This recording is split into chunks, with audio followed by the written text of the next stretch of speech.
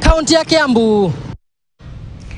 Baadhi ya wanachama wa UDA kutoka kaunti ndogo ya Kisauni wamemtaka mbunge wa Nyali Mohamed Ali kuwasilisha malalamiko yake kwa mamlaka husika ya chama kuhusu uchaguzi wa mchujo uliokamilika hivi majuzi.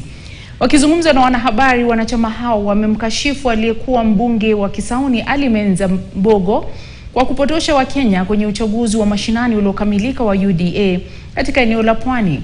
Wakiongozwa na mwanachama Anania Mwaboza, wamewataka wawili hao kujitokeza kukisaidia chama hicho kutatua masuala ya uchaguzi yaliyoibuka badala ya kukashifu pekee.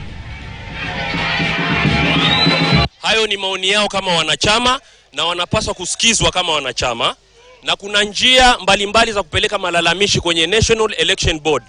Kuna ile dispute resolution, wapeleke maombi yao hapo ili maombi yao yaende yakakaliwe. Lakini kutia chuchuchuchu katika mitandao, katika ground kule kwenye village, ni kuharibu jina la chama.